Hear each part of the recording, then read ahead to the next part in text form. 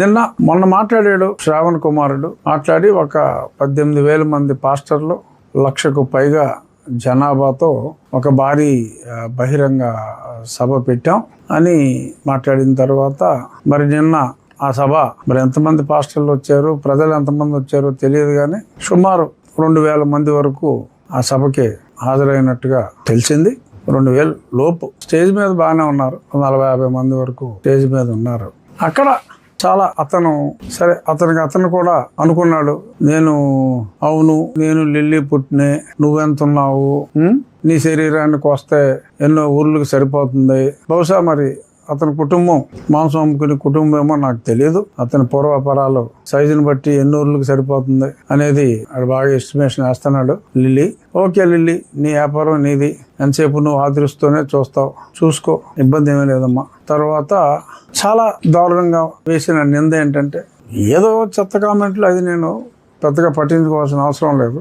నింద ఏంటంటే, నేను యేసుక్రీస్తుని అవమానించాను అని చెప్పి అతను ప్రజల్ని మభ్యపెట్టాలి అని చెప్పి రెచ్చగొట్టాలి అని చూస్తున్నాడు.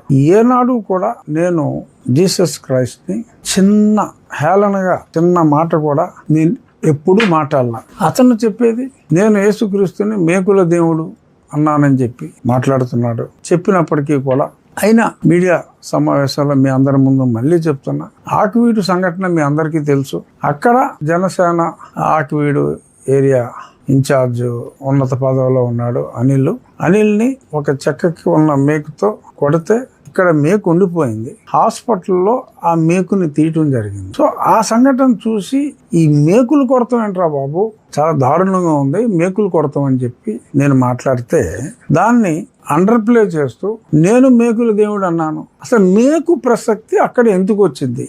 ఇక్కడ కొంచెం 2 మిల్లీమీటర్లు అటు ఇటు అయ్యుంటే ఆ వ్యక్తి చనిపోయి ఉండేవాడు. అసలు ఇక్కడ మేకు దిగబెట్టారు, ఈ మేకులు గొడవ ఏంటి అన్నదానికి జీసస్ క్రైస్ట్ని సిలువ వేయటానికి ఏమన్నా సంబంధం ఉందా?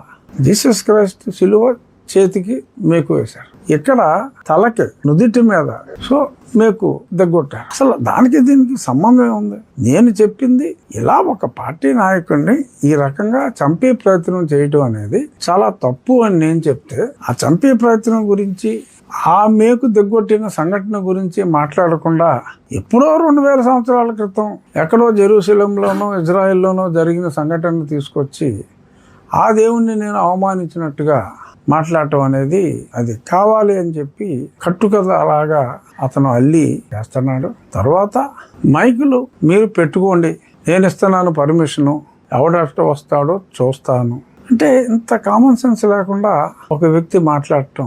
సరే, ఎవడో మైక్ పెడతాడో నేను చూస్తాను, పర్మిషన్ లేకుండా. పండగల టైంలో పర్మిషన్ తీసుకుని అది కూడా ఆ డెసిబల్స్ లోపుగానే ఉండాలి. అనుమతి లేకుండా ఎవడైనా మైక్ పెడితే చట్ట ప్రకారం ₹1,00,000 జరిమానా, 5 సంవత్సరాల వరకు కూడా కారాగార శిక్ష చట్టంలోనే ఉంది. అంచేత పర్మిషన్ లేకుండా ఎవడైనా ఈ లిల్లీగాడు చెప్పాడనో ఇంకో సిల్లీగాడు చెప్పాడనో, ఓన్లీ నియోజకవర్గంలో నేను దేవాలయాల్లోనూ తీసేశాను, అన్ని దేవాలయాల్లో అంటే అనుమతి లేకుండా ఉన్నవన్నీ, ఎవరికీ లేదు అనుమతి. అలాగే చర్చిల్లో కూడా తీసివేయటం జరిగింది. సో కాబట్టి వాడేదో చెప్పాడు నేను చెప్తున్నానని ఎవడాడు? హూ ఈజ్ హి?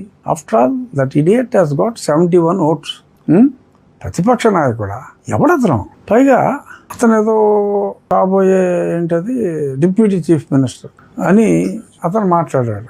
నాకు అర్థం కాంది, అతను చీఫ్ మినిస్టర్ని ఎందుకు మాట్లాడలేదు అనేది నాకు అర్థం కాల. అంటే ఎవరితో అతను పొత్తు పెట్టుకోవాలనుకుంటున్నాడు? అంటే మెయిన్ పార్టీ చీఫ్ మినిస్టర్ అవ్వాలి, మరి ఎవరితో పొత్తు పెట్టుకోవాలనుకుంటున్నాడు? డిప్యూటీ సీఎంకి ఎందుకు తనను తాను రెస్ట్రిక్ట్ చేసుకుంటున్నాడో తెలియదు. ఏదో తనకు తాను ఒక డిప్యూటీ చీఫ్ మినిస్టర్ లాగా నన్ను నాలుక కోస్తాను, ఇంకొకసారి దళిత క్రైస్తవుల గురించి మాట్లాడితే ఇంకొకసారి ఏంట్రా, నేను ప్రతిరోజు మాట్లాడతాను దాని గురించి, మళ్ళీ మాట్లాడతాను. దళిత క్రైస్తవులకి రిజర్వేషన్స్ వర్తించవు అని చెప్పి సుప్రీంకోర్టు చెప్పింది, రాజ్యాంగంలో ఆర్టికల్ 341లో ఉంది. దాని గురించి మాట్లాడితే అది నాలుగు కోసేస్తాను అంటున్నాడు. It's a crime. ఇలాగా చంపుతానని బెదిరించడం, సమాధి కడతానని బెదిరించటం, these are all criminal activities. మరి అంత బరి తెగించి మరి ఆడికి చెప్పా, నిన్న సోషల్ మీడియాలో కూడా పెట్టాను, నిచ్చినేసుకోవాలరా నువ్వు, నా నాలుగు కోయాలంటే పుట్టినవాడుగా అని.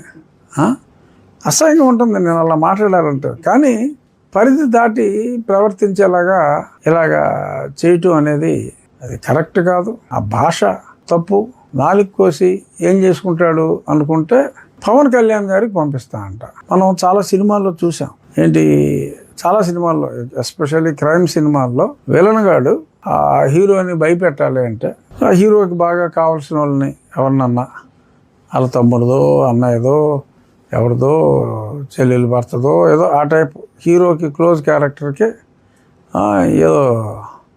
ఏదో ఏలో కాలో ఏదో తీసేసి పార్సిల్ చేసి పంపితే హీరో భయపడిపోతాడని చెప్పి వెళ్ళను అనుకుంటాడు. ఇక్కడ సరే నన్ను జీరో అనుకున్నాడేమో, మరి నా నాలుగు కోసి పవన్ కళ్యాణ్ గారికి పంపించేస్తే పవన్ కళ్యాణ్ గారు భయపడిపోయి ఆయన కూడా ఈ సనాతనవాదం నుంచి హిందుత్వం నుంచి భయపడి తెగిన నా నాలుక చూసి ఆయన భయపడి శ్రావణ్ కుమార్ గారు నన్ను క్షమించండి అని చెప్పి అడుగుతారని చెప్పి మరి లిల్లీ అనుకుంటున్నాడా అనేది నాకైతే అర్థం కాల. సో మరి ఇక్కడ ఇటువంటి ఆరోపణలు చేసినప్పుడు yes, it comes under criminal activity.